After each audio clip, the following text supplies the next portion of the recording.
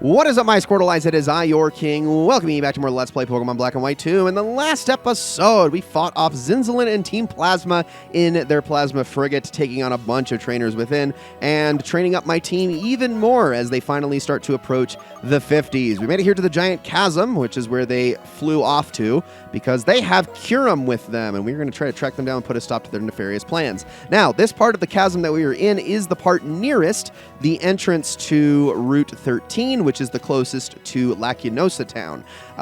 There's not a lot to do in this area. We're going to head back into the cave soon, but since there is shaking grass here, I'm going to take advantage of it, especially because I have Jack at the front of my party. If it's an Audino, it's not an Audino. Wow, okay, never mind. I'm actually going to leave this fight, because if it was an Audino, I was like, hey, it's free experience, and I never like to pass those up, but Tangrowth is good experience, but not Audino level experience, so I will just pass that up and continue on my way. I actually do need to mostly avoid the dark grass because most of the Pokemon in there is level 50 to 52, and that's just going to be a little bit too much for me to handle. So we're in the entrance area and this outer cave area that we're in right now. These areas are basically identical in terms of the Pokemon that you're going to find in here. There's a little bit of variation, but it's nothing crazy. This area right here, however, this is called Crater Forest, and we're going to talk about it a little bit more in depth later, but right now, let's head on forward. Come here. Wait a sec. He wants to talk to them so his old allies won't get hurt. I will say it as many times as it takes until you understand. Ghetsis' real plan was to take over the Unova region. Liberating Pokemon was nothing more than an excuse. If anything, it would have made Pokemon suffer. Uh-huh, yeah, that's a pretty speech, Gramps. You fool! We're not going to listen to what a traitor has to say. Well, that didn't work. Hey! Let me through. What are you saying? Looking to get hurt? I'm going to get a stolen Pokemon back, and I'm not going to listen to villains like you. Rude, X-Team Plasma, why do you have Pokemon by your sides? To protect what's important to you, right? Even if your precious Pokemon get hurt, even if your ideals are damaged, the time to fight is now. You're just a kid, quit trying to act so cool. Whatever, nobody's getting close to the Plasma Frigate. Wipe them all out. All right, so here we go. We got a battle on our hands. Let's do this thing. Battling against two more Team Plasma Grunts. And hopefully the other Plasma members, the X-Plasma members, and Root are going to fight those other three for us.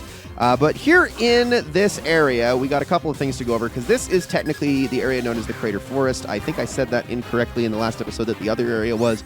It's not. It's the entrance area. In the Crater Forest, there are a couple of new Pokemon to go over. We've got ourselves Ditto and Matang. So let's go over them really fast.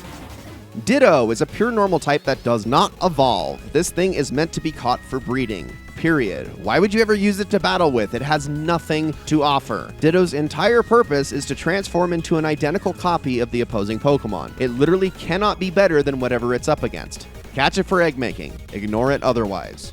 Matang is a Steel and Psychic-type Pokemon that evolves from Beldum at level 20 and into Metagross at level 45, which means that if you catch one here in the Giant Chasm, you're getting a Metagross immediately. So let's focus on that. Metagross is what we call a pseudo-legendary Pokemon, due to its base stat total being at 600, which is the same base stat total as many other actual legendary Pokemon, such as the Swords of Justice, the legendary birds from Generation 1, and the Lake Trio from Generation 4. Other pseudo-legendary Pokemon include Dragonite, Tyranitar, Salamence, Garchomp, and Hydreigon, making Metagross one of only two pseudo-legendaries to not have a dragon typing. If none of this is ringing as an extremely positive endorsement, I don't know what more to say. This thing has next to zero actual real flaws. Its speed, which is just average, is its worst stat. It hits hard, it has amazing defenses, its physical attack is especially incredible, and until the next generation, it only has two type disadvantages in ground and fire. What's more, it can also learn Magnet Rise to give itself immunity to ground type attacks. Its learn set is incredible. It has great access to TMs and moves from move tutors. It learns both Meteor Mash and Psychic from leveling up, which are both best-in-class moves. I don't know what more else to say because it really is like recommending a legendary Pokemon to add to your team. The only reason you wouldn't is because you're fundamentally against doing so, because it just makes this game way too easy, and personally I count myself in that camp. If you want to just break the game or any other game wide open, get yourself a Metagross. The only downside of this Pokemon is supposed to be training it up from from a Beldum, which is a fundamentally terrible Pokemon, and Metang is just kind of meh. But there is no such downside or shortcoming to speak of here. Catch one, rare candy at once, and boom, you have one of the strongest Pokemon in all 5 generations at your disposal, with the option to actually also add Hydreigon to the mix coming up here soon. All right, and there we go. That should be it for this fight as well. Do want to make a couple of clarifications, and I'm sure you guys already saw it in the editing, but I did get my the cave area as well as the entrance area sort of mixed up in terms of what Pokemon were there. It doesn't matter because the bios are going to display correctly. The outside area was Clefairy, the cave area was Piloswine and Sneasel. Just wanted to clarify that on my end now because I'm sure some people are going, wait a second, you said this, but then you showed this. And yeah, I know that's going to be a little confusing. That was my bad. I was reading my notes incorrectly, and we should be good now. Everything should have displayed properly in editing. This is why editing and post is important. Anyway, Rude is helping us out. We are going to head off. Just a moment. Hugh, was it? About the Pokemon you're looking for. In all likelihood, it is in the possession of the Shadow Triad, the Dark Warriors who appear silently. Got it. If I rescue it, that helps you guys with all your guilt, doesn't it? Guess I'll help you out. Off you go, Hugh. At that time, I believed we were on the side of justice. By serving my King N, I was going to make a world without war, but I was conceited and I couldn't see the unhappiness we were causing. That's why I can't let it happen again. Damn right, Rude. Damn right. All right, let me grab this item right here. We're going to get ourselves a Razor Claw. This is necessary for evolving those Sneasel that you can catch in the cave and turning them into Weavile. There are a bunch of other items actually in this area, so we're going to be making our way through here, but none of these trainers are really going to bother us. None of the Plasma Grunts. We pretty much got our singular fight in this area out of the way. Let's grab a Moonstone there, use another Repel, and then we will continue making our way through this area as we slide along on the ice. Up we go. The only thing that's going to ever stop us is going to be stairs, so be mindful of that. We're going to have to be kind of slipping and sliding around as we go. And on to the Frigate. Okay. Hi, Hugh. Struggle and Squirm. Kyurem's Ice is more powerful than Reshiram's Columns of Fire or Zekrum's Crackling Lightning. Go on ahead. I'm going to make them tell me about the Shadow Triad. If you find Purloin or the Shadow Triad, let me know. You got it, buddy. All right, let's see what we can find in here. So this room was blocked off initially. Let's try to go on in here and see what we can find. And as soon as we do... Dave, I do ambush thee. Oh, ho, ho, you've been ambushed. Yeah, you both said that. All right, well, let's do this thing. Not really too worried about this. It's going to be a pretty easy fight, I would say. But we got 3 Pokemon apiece, but we're going to at least be splitting our experience between them. And plus, they're also throwing an evolved Pokemon at us, so what's really the issue here? Not much. I think I'll be able to handle this fight just fine. Okay, I'm going to Drain Punch you, and I'm going to Psychic you. Both of them should go down very simply. We'll see if these two can actually have anything to actually throw at us. Probably not much. So let's keep going.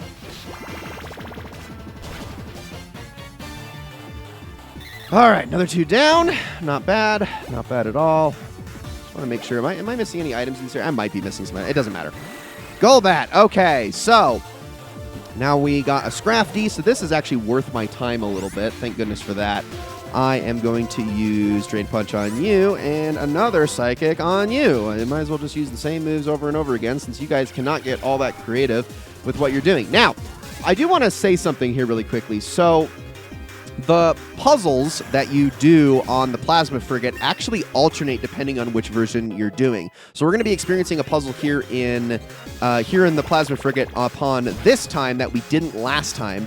And in Black 2, those puzzles are reversed. So the first time we would have been on the Frigate, we would encounter the puzzle that we are going to be seeing this time. And the second time we got on the Plasma Frigate, that's when we were going to be trying to enter the password. Does that make sense? I think it will. It's basically just the opposite because you get on here twice and you have to make your way through the ship 2 times, but under different circumstances each time, just reversed depending on which game you're playing. So it's simple. It's just, you have to... It doesn't make a lot of sense unless you have played both versions. But for anyone who's played Black 2 and is confused as to why we entered a password the first time, well, that is why. All right, Amnesia for Garbodor, which isn't really going to do it much good with its HP where it's at. So this will be fine. We got Whirlipede, which actually prompts me to... You know what? Let's double Psychic. Why not? Let's both do it. Knock them both out. I don't think this Whirlipede is going to survive because I don't think it's even nearly as beefy as Garbodor is, even without the Amnesia. Go down, you go. Use a Psychic on you. Is that going to be enough? Yes, it is. All right. We get another boosted set of experience. Woe is me, I lost, and then they shot Plasma again. I wonder if it's the same grunt every time. All right, through the teleporter we go. Let's see what we can find in here. Hello. Uh-oh. At last, we meet again. Remember me, formerly of Team Plasma? I've been waiting for you. Spying is such a rotten job. I contacted Root of the Seven Sages, but nobody showed up to help me. I can't stand it. Everybody around me is always saying bad stuff about Lord N, but Lord N learned the error of his ways and changed course to a better path. Yet they call him a betrayer. People really stink sometimes. They selfishly counted on him, and now they selfishly make a big fuss about being betrayed. Oh, I nearly forgot to tell you, this floor is a maze of pipes. You gotta step on switches to connect or disconnect the pipes. It's a good thing you can walk on the pipes. All right, so we're going to have to take a look around and see what we can find, but we're going to have trainers to battle along the way, so let's be careful about this as we make our way through here. So there is a number of things to be found in here. In fact, I want to say that all of the items are down in this area that we're going to be going after since this is a new part of the ship. We've already collected all the items in the other areas, so not worried about them too much. Let's do this thing. Jack, you're up. You are a bug-type Scaruppy, so you're going to get rock slided. Rock slid? Rocked. You're going to get rocked. There we go. Down you go. And Jack is going to be pushing level 51 here in a second. We got a Fungus here. I'll Ice Punch you, and then I think I will be taking the Lucky Egg off of Jack after the fact and swapping it around as I continue to try to get the entire team to level 50. Not Effect Spore. Well, this is a perfect time to be swapping off anyway. I believe there is going to be a place where we can heal, so I'm not too worried, but wants to learn the move Aura Sphere, finally. All right, say goodbye to Rock Slide. That's the last time you're ever going to see it. We're going to be getting rid of it for Aura Sphere. Let's go over Aura Sphere really quickly, though. This is a base power of 90, and look at that. Doesn't miss. Doesn't matter how many times accuracy or evasion is changed. It's always going to hit. That is an extremely powerful move. It is also a special attack, which makes it really, really nice, given Jack's slight propensity for special attacks over physical attacks, and that is his best move. Now we're going to be switching off of him, and I'm going to go to Tomoe so we can show off Tomoe's new move that I just taught her in the last episode, and that is Ice Beam. So let's do that. And then, yeah, like I said, I'll switch the Lucky Egg off. So that was the move I was waiting for the longest amount of time for Jack, but now we have both a fighting, physical, and special move, depending on the circumstances and depending on the Pokemon that we go up against. Sweet! All right, that's another grunt down. Now we can start making our way through this area, so we're going to have to be really careful going through here, so make sure I don't accidentally step on anything in the wrong order. Now, let's see real quick. Do I want to heal at all? What am I doing? What am I doing? I don't want to heal. I want to take the Lucky Egg, and I want to move it on over to Zoroark again. So let's do that. Perfect. All right, let's go. So, and actually, what do you have to say real fast? Plan for justice. I will carry it out no matter what anyone says. Okay, not that you know anything. You don't have anything useful to say to me. All right, got it. So we've got all of these switches here that we're supposed to be able to step on. I'm going to go, well, I was going to go around them, but it's fine. We're just going to kind of move them as we go, get ourselves a Zinc here. Luckily, this part is not too terribly complicated as we make our way through this area. We got you to fight. I think one of these Pokeballs is a fake as well, but I could be wrong. Yeah, okay. Yeah. Okay, there is a way to heal in here. There's a doctor in here, I think, that we can fight at some point, but is there? No, I guess both of those items are legit, so I was wrong. Never mind. All right, Scolipede. Let's do this thing. I actually have the worst Pokemon to fight this Scolipede with. Shoot. You know what? I'm not even going to take a chance here. I'm not even going to bother. We're going to immediately swap. I'm going to go on over to Challenger, and Challenger can use Fly on this thing. Well, still, yeah, see, that Steamroller would have absolutely one-shot Zoroark, so this is why I wasn't even going to take the chance. Going to use Agility, which, you know, that's fine by me, but I'm going to immediately use a Fly here. And then we will avoid whatever it throws out next, which is Toxic. Glad we avoided that one. It's probably going to try it again if it survives this, but it didn't. Although it does have Poison Point, so that sucks. We're fine. It's okay. Hopefully I don't have to swap to Challenger too often. Zoroark hits level 48. Let's keep going with Zoroark until we get him to level 50. Now, we're almost done with this episode, but I got items to grab here. Get ourselves a Max Revive. And then we're going to get ourselves a max elixir. Thank you very much. Alrighty. Now let's hit this switch. And this is going to allow us to go down below. Notice that there are also teleporters here. We can actually use these to kind of maneuver around the room. I'm going to battle this person. It's not just our outfits that have changed around here. We're not living for the Pokemon anymore, but for ourselves. Yeah, see? They admitted to pretty much being as selfish as possible. Which, you know, I guess more power to you if you acknowledge it, but also, fuck you. Let's do this thing. You guys suck. There's, like, no bones about, like, or no qualms about fighting this version of Team Plasma. They're just not good people, which makes it very simple. It's like Team Rocket all over again. They're just kind of, we know we suck, but also we hate everybody, and yeah, there's no real bones about it. They don't really have a good justification for the things they're doing, unlike the Team Plasma of the first game, which gets into a couple of my problems with Black and White 2 that we will talk about once credits roll. Because, yeah, I do have problems with this game. It's not perfect. I still love it, but it's not perfect.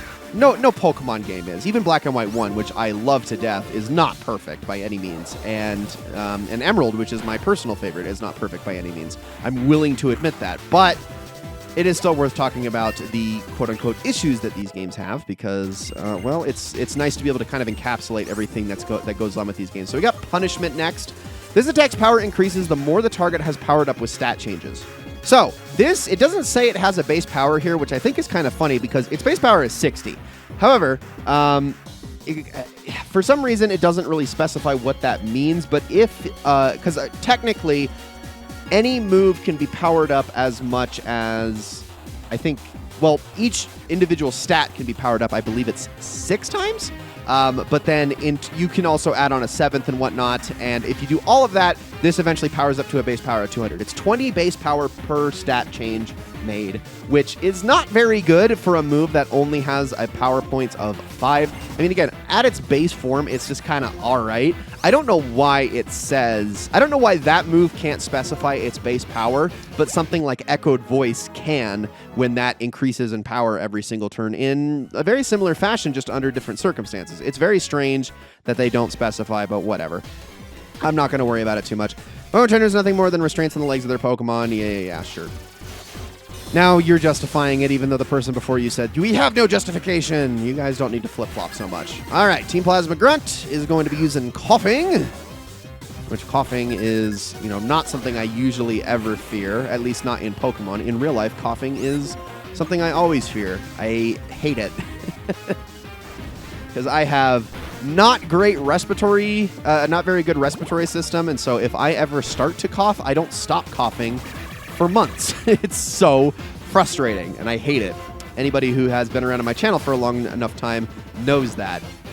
It is actually so debilitating to the point where I can't even work on videos for a super long time. All right, Amoonguss. That was so much damage to Zoroark, but he's still on the receiving end of critical hits all the freaking time, and it's so frustrating. I'm going to see how much Aerial Ace does here. It's probably not going to be a ton, but if it's enough to at least do half of its health, it is. Oh, Effect Spore. And Poison, and Giga Drain. Okay. Well, Zoroark's definitely going to faint from that. No, the Poison's going to make him faint. Okay. Well, I'm going to switch on over to my Volcarona then. Nope. Actually, should I go with Farina? I think I'll just go with Farina, because Farina's the weakest member of the team, I would like to get him more experience. So let's do that. I don't really have anything that's great, but let's try. Don't Synthesis! Why are you so fast, too? Amoonguss should not be quick. This is a slow Pokemon, and of course Dragon Tail missed. Why is it so fast? I don't understand why this Pokemon is so quick right now. It's not like it used agility. Here, let's see how much this does. It's going to affect Spore. Yep. Oh my gosh. Okay, I should have I shouldn't have done it. I should have just gone straight to my Volcarona. This was a poor judgment call on my part. Right. Let's try this again. Maybe I really do need to heal everybody up, because I have no idea how close I even am to getting to the doctor. I really got to track them down. Let's use a Heat Wave here. Get out of here. Why was it so much quicker than my Flygon? My Flygon is so fast. I don't understand. In fact, speed is its best stat. It's one of the fastest members of my team. I was so confused about that. Is Dragon Tail an You know, now that I think about it, I guess I never really put that together, but I think it is a negative priority move. Oops. No. Is it? It is. I actually did not know that. I learned something today. Wow. I, for some reason, was not aware of the fact that Dragon Tail lowers priority by 6. But okay, barrier has been deactivated. Take care of that. We still can't go over this way, though. So, oh, I don't know why I accidentally used that repel again. We already checked this one, right? No, we did not. Barrier was deactivated. Okay, let's go back. And we're going to head up these stairs. Where is this doctor? There you are. I'm going to try to sneak to you. Come on. Go like right here. Okay. Let's sneak to you and let's try to fight this guy. I do have Volcarona at the front of my party for this guy because I do believe he has a Levani, and that should go down in one shot to a Heat Wave, no problem. One of the premier Pokemon I was so tempted to use on my team for this playthrough. In fact, it was the last one that I ended up getting rid of on my list of Pokemon that I was bent on using. This is actually the one, hilariously enough, that I ended up Can this not miss twice in a row? Why is my luck so terrible with these slightly inaccurate moves? 90% accuracy and you miss twice. That's a what, 1 in 20 chance? Anyway, yeah, Levani is the one I swapped out for Johanna, actually. So, because, I mean, it was one bug type or another, so it kind of makes sense. But you know, I ended up going with Volcarona because I knew it was a little bit more exclusive, a little bit more rare, and all that. And, well, I paid the price for that by having Heat Wave miss twice in a row. Okay, this is going to be the last fight, and then we're going to call this an episode. I promise. So let's do this thing. This episode's been going on for a little while, too. Some Plasma Grunt. It's going to go... Oh, my gosh, you got 3. Okay, we're fine. Dino, what are we going to use on you? Because you are Dark Dragon, aren't you? Yeah, I don't like that. I don't like that at all. I am going to switch on over to... I really need to switch moves on Farina, don't I? I mean, Jack is the obvious answer, but I don't want to.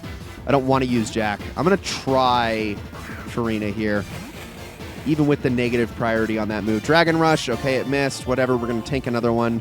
Dragon Pulse, which is something I wish I had on Farina, but okay. It's fine. Dragon Tail, if it doesn't outright take it out, it's at least going to swap it. Nope, it's gone. There we go. We'll get to replacing Farina's Dragon Tail here soon enough. Another Dino. Okay, I mean, if I was able to tank 1 Dragon Pulse, I don't see why I couldn't tank 2. Is this all this guy is going to use as Dino? It's looking like it, probably. Let's see. No, actually, the other Pokemon that they're going to throw out is something completely different, which I guess works out in my favor, although I definitely don't want Farina to fight it. All right, on to Sneasel, and for Sneasel, I'm going to go back to Johanna, just because, again, I'm trying to avoid using Jack right now. He doesn't need more help. He's fine at the level he's at for the time being. All right. Hit you with the Heat Wave here. And that should knock you out, and then I'm probably just going to heal up with the Doctor just to be extra, extra sure. But I'll do that between episodes because that's going to be it for this one, guys. Thank you all so much for watching this episode of Let's Play Pokemon Black and White 2. I hope you guys all enjoyed it very, very much, and I will see you all in the next one.